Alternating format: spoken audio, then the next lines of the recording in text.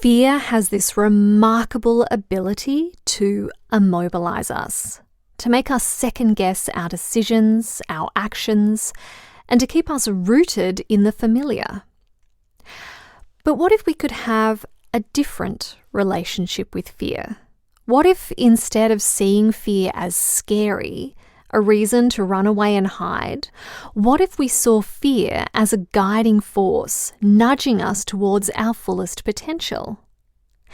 Today on I Love Me, the podcast, we explore the two types of fear and how to welcome and work with these fears each time they come a knockin' on our proverbial door of life. Love,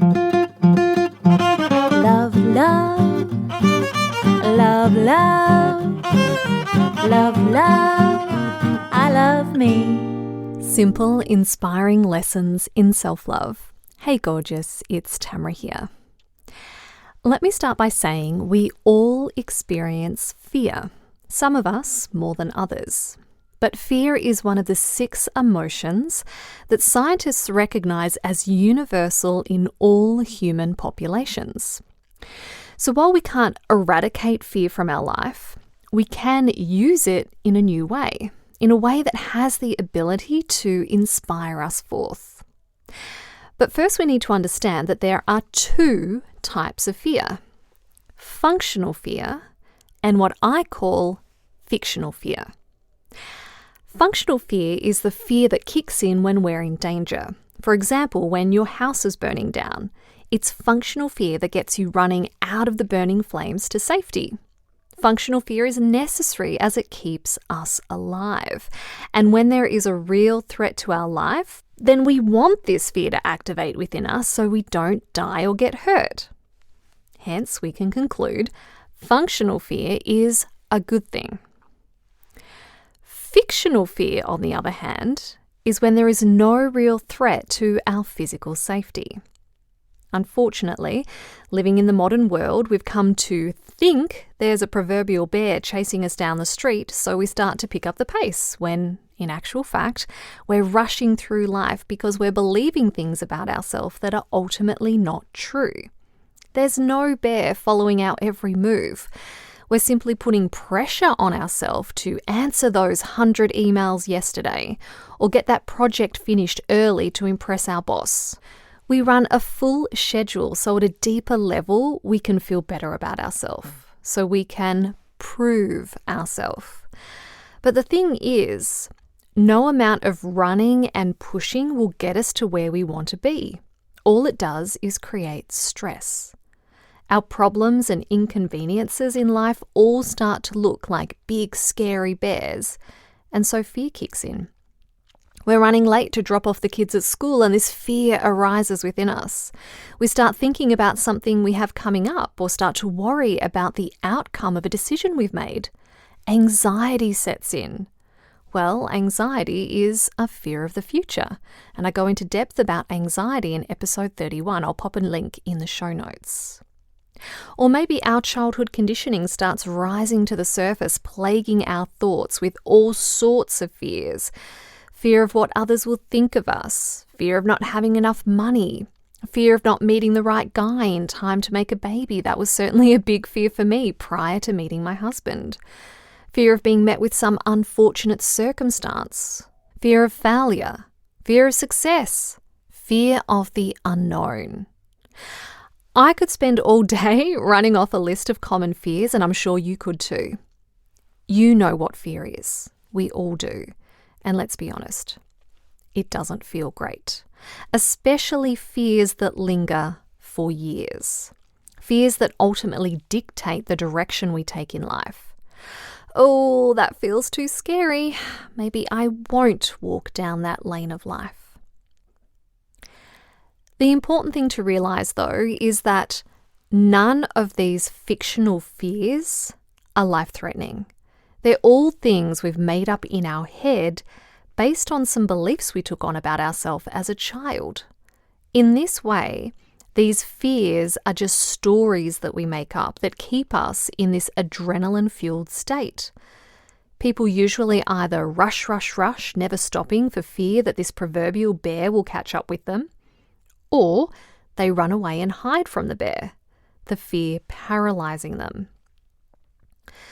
The fear is activated within us, not because we're in physical danger, but because our sense of identity or self-image is in danger, an identity we formed as a child. In other words, the things that we have come to believe about ourselves. As I share in episode 2, Programmed for Love, up until the age of 7, we take on beliefs about ourselves which form how we think and feel about ourselves. And so we create metaphorical bears all over the place. And before we know it, life becomes one big fight for survival. We're locked in this cycle of perpetual fear. And when we're in fear, not only do we lose connection to our inner voice, or as I like to call it, our true self, but we put the body into a state of stress, which makes us more available to illness and disease. We'll talk more about that in next week's episode. Okay, so we know that functional fear kicks in to keep us alive and safe. It's there to serve us in this way. What then is the purpose of fictional fear? Fictional fear arises to let us know there is a growth opportunity up ahead. Yes, like all of the wonderful emotions available to us, fear has a purpose. And that purpose is to show us that there is a growth opportunity that perhaps we're not aware of. So what do we do when fictional fear, or as I'll refer to her now as Little Miss Fear, what do we do when she knocks on our proverbial door? Because she will. Little Miss Fear likes to drop in for a cup of tea every so often. Sometimes Little Miss Fear likes to drop by several times a day, and that's okay. It's how we respond to these unexpected visits from Little Miss Fear that will either hold us back or propel us forward. So instead of shunning her out or cowering in her presence, imagine welcoming her with open arms. Yes, actually embracing her. Instead of trying to push Little Miss Fear away or denying she's even there, pretending she never stopped by in the first place, we acknowledge her presence. We feel it, we know it, and then we choose to use it in a positive way. How do we do this? How do we embrace Little Miss Fear? It starts with knowing that fear is not our enemy, but rather a messenger. Little Miss Fear shows up to let us know we're stepping outside of our comfort zone, venturing into uncharted territory and pushing the boundaries of what we thought was possible. Fear, then, is a sign that we're about to grow. Let me just say that again, because this is the key to unhinging fear, to sending Little Miss Fear on her merry way. Fear is a sign that we're about to grow. Fear shows up to let us know there's an opportunity for growth. And if you're like me, you like growth. You want growth, because growth is what allows us to flourish in life so we can create the things that we most desire. Without growth, we really are stagnant. And you've probably heard of the saying, you're either growing or you're dying. Well, I certainly know which I'd prefer. So, Little Miss Fear rocks up at your door and you welcome her with enthusiasm and say, "Hi, Little Miss Fear. I'm so glad you dropped by, because I know every time you visit, you're actually just here to let me know I have an opportunity for growth, to learn something new, to experience something greater than I've experienced before. Thank you, Little Miss Fear."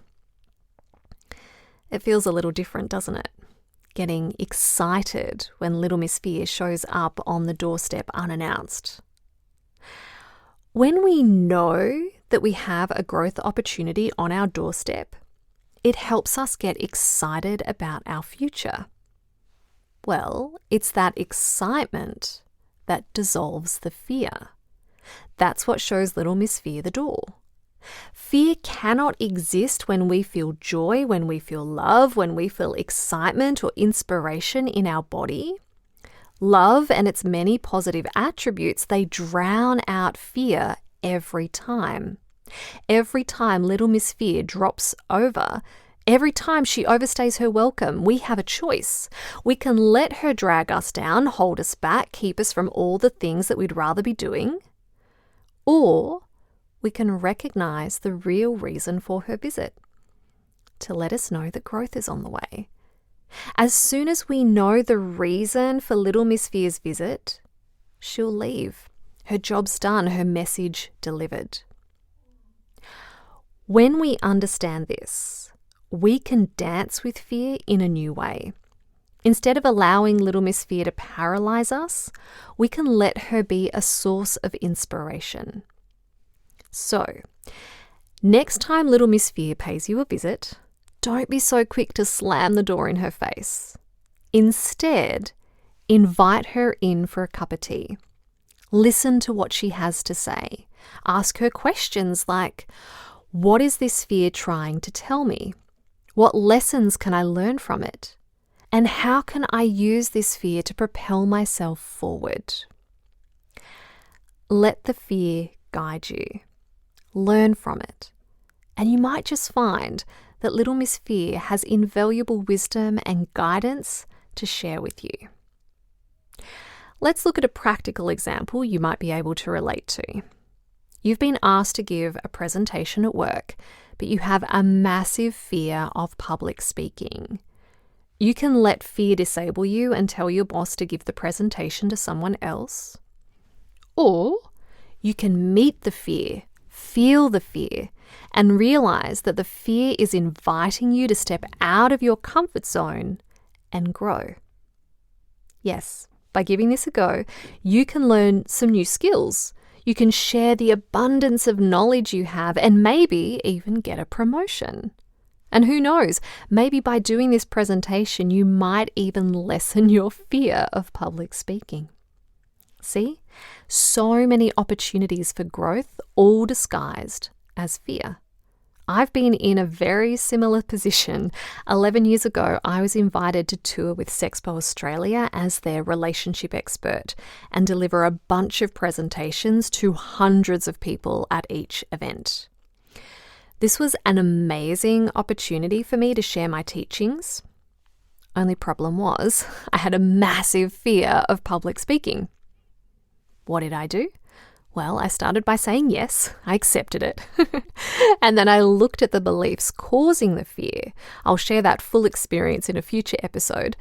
And then I got up there and I did the talks.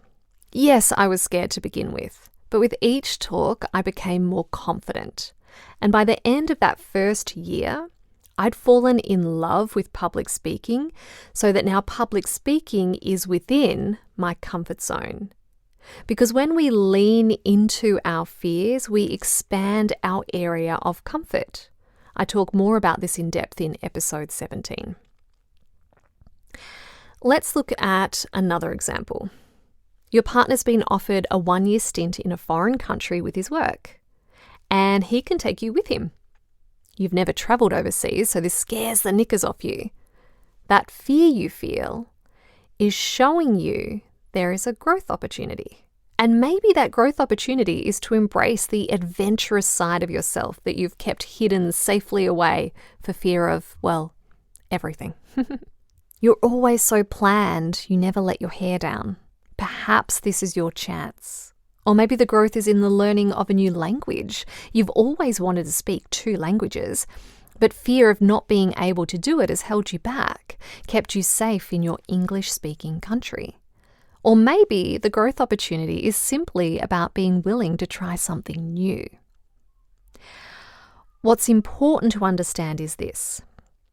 It's totally up to you whether you let little Miss Fear move in for the night, the week, the month, or whether you greet her at the door, accept her message, and move on with life in a new way. Even if you've been sitting with little Miss Fear for some time now, you can still ask her for guidance. And once you have the answers you need, request that she leaves so that you can get on with that growth. So, next time you feel little Miss Fear move on in, I invite you to stop. Take a deep breath in And as you exhale, see if you can be grateful for little Miss Fear's arrival, knowing that she has shown up for one reason and one reason only, to let you know that there is a growth opportunity available to you.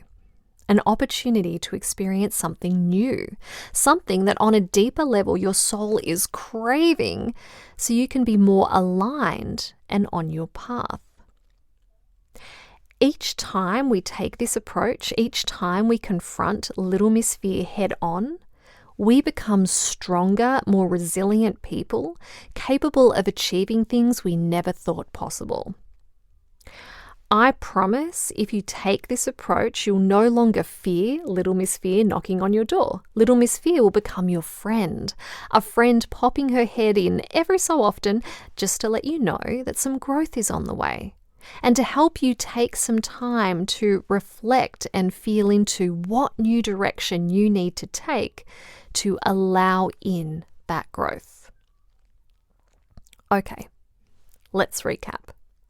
We have functional fear to get us moving out of harm's way. If we're in danger, it's functional fear that can save our life or stop us being injured in some way. If you're not in physical danger, then you know that you're dealing with fictional fear, a fear that you've made up, based on the untrue stories that all of us tell ourselves every day.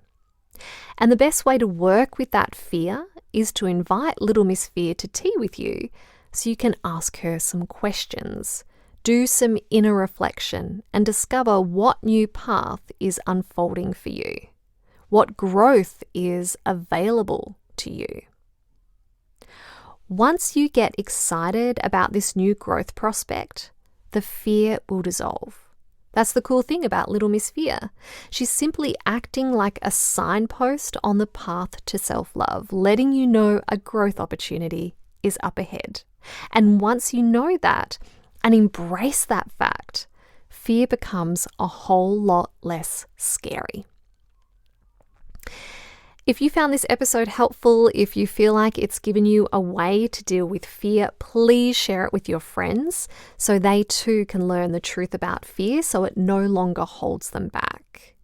And if you're loving what I'm sharing on I Love Me, the podcast, and want to dive heart first into self-love, I invite you to take a peek at my online school, gettingnaked.com.au, where I teach you how to strip off the layers of childhood conditioning so you can fall in love with you. Sign up for your free self-love starters kit there. And if you do enroll in any of my programs, know that a percentage of profits go to planting trees, so together we can re-robe Mother Earth. I love me.